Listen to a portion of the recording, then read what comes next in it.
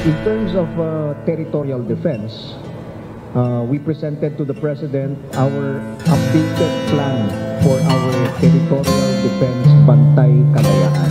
Nakita niya na very holistic yung ating approach.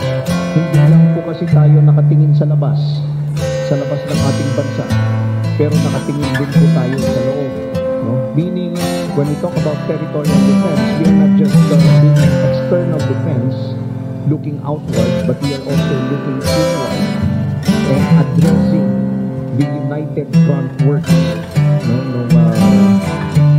ibang bansa na gustong influensyahan yung ating iba't ibang mga sektor ng society.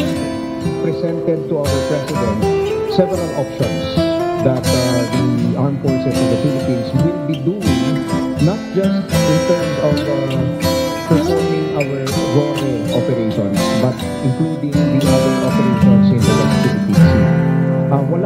kaming nakikita na report to this effect na merong 25 targets.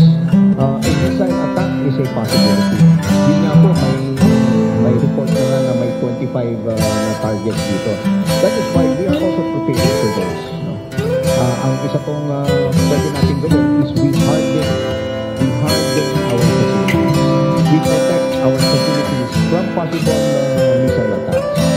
Hindi lamang po, may mga iba't ibang mga technologies tayo ngayon that exists in order for us to protect ourselves from those kinds of attacks.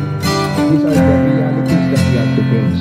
Hindi lang po itong mga missile attacks, even drone attacks. Kakaroon po ng meeting yung ating mga opisyal ng ating bansa at yung Japan. No?